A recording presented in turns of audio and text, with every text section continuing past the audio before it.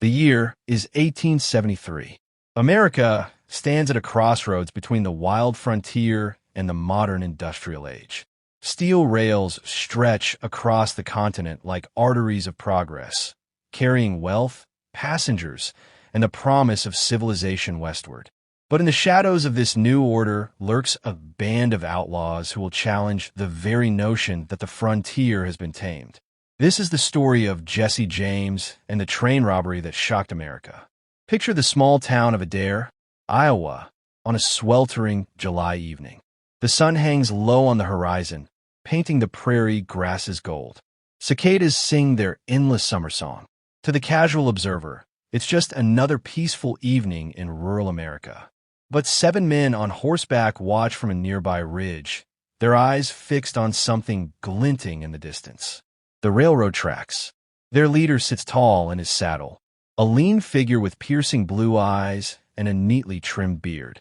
Jesse James. At just 26 years old, he's already notorious across Missouri and beyond.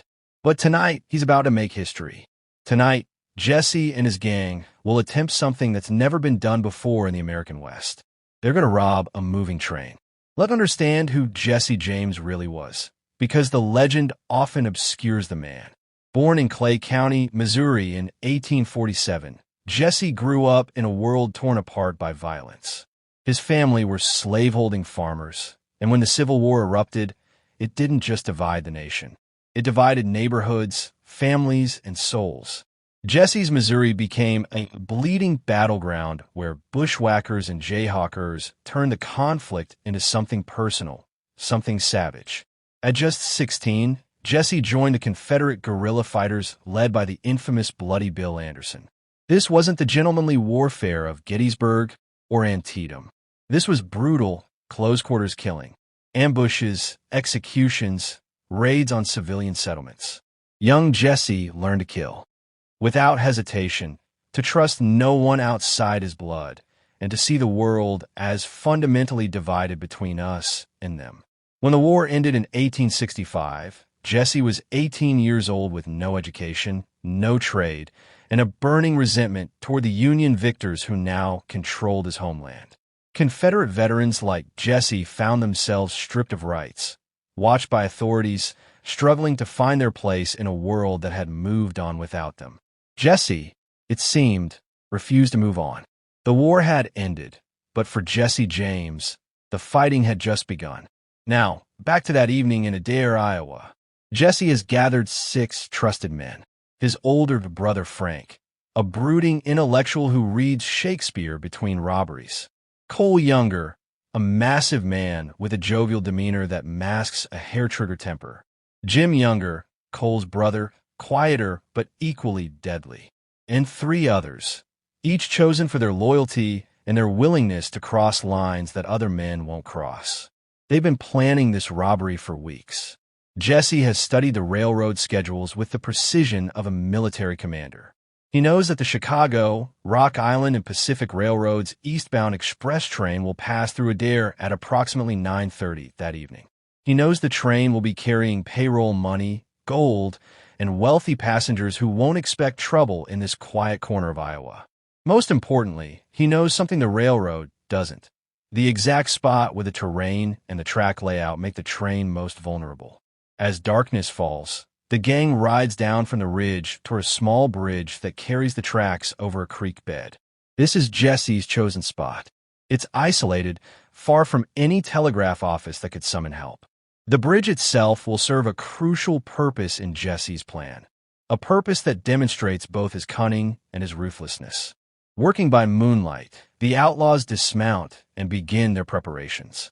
Using tools they've brought specifically for this purpose, they loosen one of the rails on the bridge. Then, they tie a rope to it and retreat into the shadows to wait. The plan is simple but audacious. When they hear the train approaching, they'll yank the rail out of position. The locomotive will derail on the bridge, forcing the train to stop. Then, while chaos reigns, they'll board the cars and take what they want. It's worth pausing here to understand what this meant in 1873. Trains represented everything new about America. They were technology, progress, the triumph of industrial capitalism over the wild frontier. Railroad barons were building empires, becoming wealthier than kings.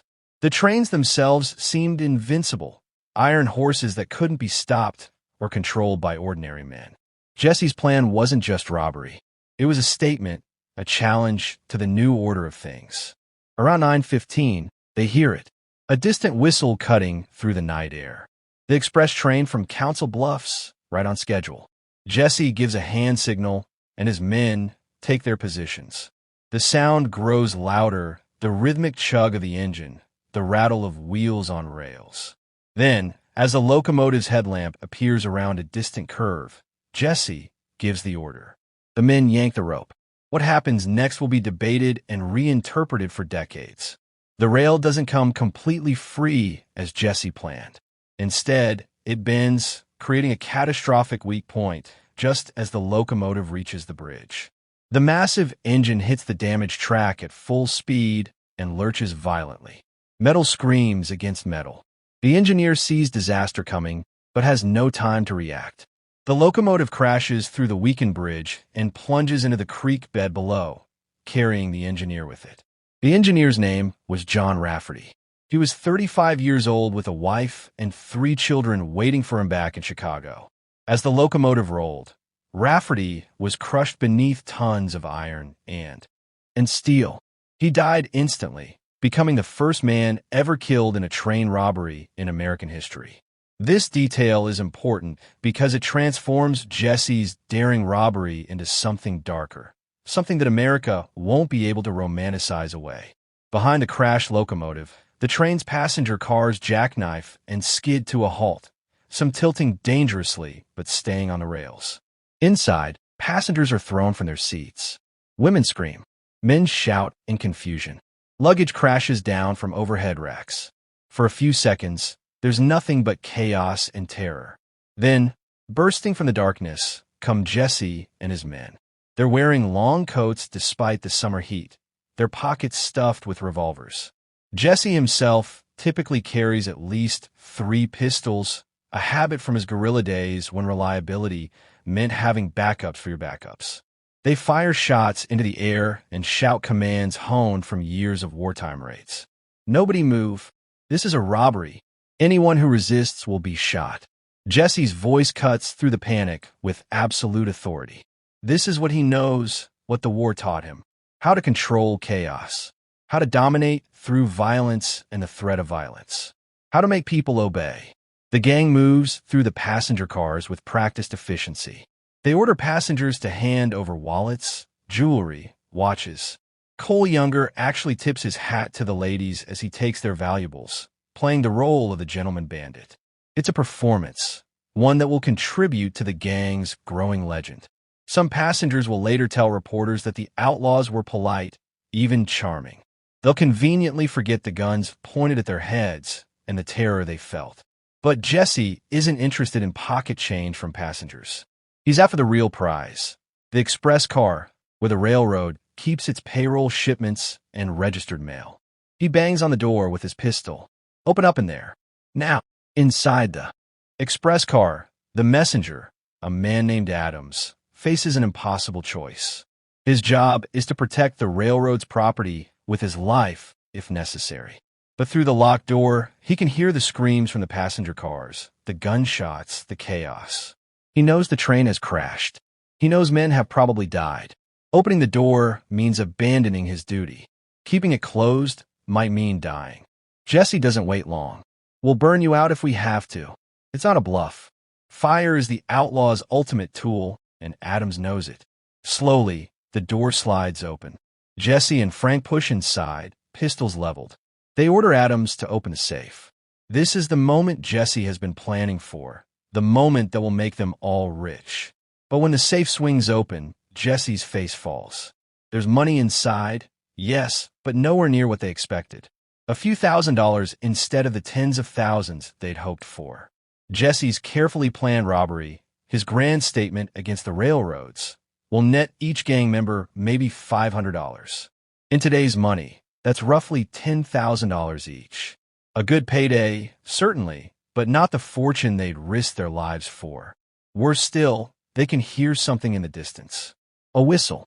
Someone in Adair heard the crash or the gunshots and managed to alert the next station. Another train is coming, and it might be carrying railroad guards or even law enforcement. Jesse knows they're out of time. "Mount up," he shouts to his men. Within minutes, the 7 outlaws have vanished into the Iowa darkness, riding hard toward Missouri with their meager take. Behind them, they leave a wrecked train, traumatized passengers, and the body of John Rafferty crushed beneath his locomotive. The news spreads fast, carried by telegraph across the nation. Train robbery. Engineer killed. The James gang strikes again. Newspaper editors can barely contain their excitement.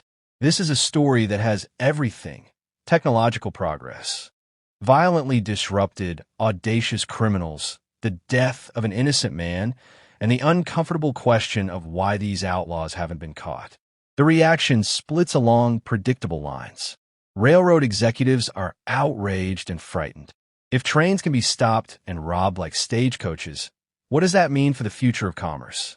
They immediately increase security, hire armed guards, and post substantial reward for Jesse James, dead or alive. The rewards eventually total tens of thousands of dollars, enough to tempt even loyal friends. Law enforcement faces humiliation. Alan Pinkerton, whose detective agency has been hired to hunt the James gang, vows to bring them to justice. Pinkerton is famous for protecting President Lincoln during the Civil War and breaking up Confederate spy rings. He's never failed to catch his man. Jesse James will become his white whale, an obsession that will drive him to increasingly desperate and illegal measures. But among certain segments of the public, especially in Missouri and other former Confederate states, Jesse James becomes something else entirely. A folk hero, a Robin Hood figure striking back at the railroad barons and their corrupt government allies. Never mind that Jesse robbed ordinary passengers and killed an innocent engineer. Never mind that he kept the money for himself rather than giving it to the poor. The legend begins to overshadow the reality. Why did this happen? Why did so many people Leoneize a killer and a thief? The answer lies in the unique circumstances of post-Civil War America. The railroads represented northern industrial capitalism crushing the agricultural South. They were instruments of Republican Reconstruction, bringing northern values and northern control to states that had lost the war. For former Confederates, Jesse wasn't just a bandit. He was still fighting their war, refusing to submit. Additionally, there was genuine anger at how the railroads operated. They exercised monopoly. Power, charged whatever they wanted, seized land through eminent domain, and corrupted politicians at every level. When Jesse robbed a train, some farmers and laborers who'd been squeezed by railroad pricing felt a sense of vicarious satisfaction. The fact that Jesse also robbed those same farmers when convenient was something the legend conveniently ignored. Jesse understood his own mythology and cultivated it carefully. He began writing letters to newspapers, explaining his actions, portraying himself as a victim forced into crime by persecution. He claimed that he and his fellow Confederate veterans couldn't get justice in the courts, so they had to take justice into their own hands. It was brilliant propaganda, and many people believed it. But let's be clear about what Jesse James really was. He was a trained killer traumatized by guerrilla warfare, unable or unwilling to adapt to peace. He was a man who enjoyed violence and the power it gave him. When he looked at that train in Adair, he didn't see progress or innocent travelers. He saw a target, a way to get money and strike back at a world he hated. John Rafferty's death meant nothing to him. After Adair, the James gang continued robbing banks and trains for years. They hit the Kansas City Fair in 1872, escaping with thousands while a little girl was killed in the crossfire. They robbed stagecoaches in Arkansas. They hit bank after bank across Missouri. Each robbery added to the legend and the body count. Alan Pinkerton became increasingly desperate to stop them. In 1875, his agents firebombed Jesse's family home, thinking Jesse was inside. He wasn't. Instead, the bomb killed Jesse's 8-year-old half-brother and blew off his mother's arm. The attack was illegal, immoral, and counterproductive. Public sympathy swung sharply toward Jesse, and Pinkerton's reputation was permanently damaged. The irony is profound. In trying to stop a killer, Pinkerton became one himself. The line between law and lawlessness blurred. Who were the good guys? Who were the bad guys? When the authorities act like criminals, what moral authority do they have? Jesse's luck couldn't last forever. As the years passed, the gang members scattered or were killed. Cole Younger was captured after a disastrous bank robbery in Northfield, Minnesota in 1876, where armed citizens fought back, killing 2 gang members. Jesse and Frank escaped, but went into hiding. The net was closing. By 1882, Jesse was living under an assumed name in St. Joseph, Missouri with his wife and children, trying to plan one more robbery that would let him retire rich. But he made a fatal mistake. He'd recruited new members to replace the captured Youngers, men who weren't bound to him by blood or wartime loyalty. Men who saw the enormous reward on Jesse's head and did the math. On April 3rd, 1882, Jesse was in his living room with 2 of these newer gang members, Bob and Charlie Ford. Jesse stood on a chair to straighten a picture on the wall, turning his back to the Ford brothers. It was the first time he'd ever done so. Bob Ford drew his pistol and shot Jesse in the back of the head. The legendary Jesse James died instantly, killed not in a blaze of glory, but through betrayal, in his own home, shot in the back. The assassination shocked the nation. Even Jesse's enemies felt there was something dishonorable about how he died. Bob Ford expected to be celebrated as a hero. Instead, he was reviled as a coward and a traitor. He spent the rest of his short life running from Jesse James's legend, eventually being shot dead himself in a saloon 10 years later. So what's the legacy of Jesse James and that train robbery in Adair? It's complicated and contradictory, like America itself. Jesse became an enduring symbol of rebellion against authority, celebrated in countless books, songs, and movies. The 1939 film starring Tyrone Power portrayed him as a noble outlaw driven to crime by corrupt railroads. Johnny Cash sang about him. He's been played by Brad Pitt and Colin Farrell. The legend lives on, but the reality is darker. Jesse James was a product of America's original sin, slavery, and its bloodiest consequence, the Civil War. He was a man who never escaped the violence that shaped him, who chose robbery and murder over building a legitimate life. He convinced himself and others that his crimes were political acts, resistance against oppression. But in the end, he was stealing money and leaving bodies behind, including that of John Rafferty, an engineer who just wanted to get home to his family. The Adair robbery represented a turning point. It was the moment when outlawry embraced modern technology as a target, when the old frontier violence collided with the new industrial age. The trains kept running, of course. The railroads won. Progress won. But something was lost too. The complexity of the American experience, the understanding that progress has victims, that there are people left behind by change who might turn to desperate measures. Today, the robbery site near Adair is marked by a small historical plaque. Trains still rumble past, though they no longer carry gold or payroll. The bridge has been rebuilt many times. John Rafferty's grave is in Chicago, largely forgotten except by his descendants. Jesse James's grave in Missouri attracts tourists who leave coins and flowers, paying tribute to a man they see as a rebel, an anti-hero, an American icon. The question we're left with is uncomfortable. Why do we romanticize outlaws? Why does Jesse James fascinate us while John Rafferty is forgotten? Maybe it's because Jesse represents freedom, even the freedom to do wrong. Maybe it's because we all harbor resentments against systems that seem too big, too powerful, too impersonal. Maybe it's because the legend is always more appealing than the truth. But here's what we should remember. On that July night in 1873, a train carrying ordinary people from one place to another was attacked by armed men. An engineer doing his job was killed.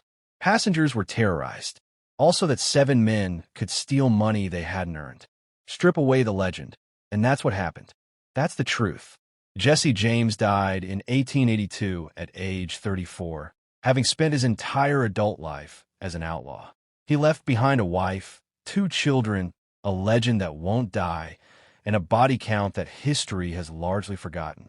The train robbery that shocked America was just one crime in a long criminal career, but it captured something essential about the man and his times. Violence dressed up as principle, criminality portrayed as resistance, murder sold as heroism. And America, then as now, couldn't quite decide whether to condemn Jesse James or celebrate him. Maybe that ambivalence says more about us than it does about him.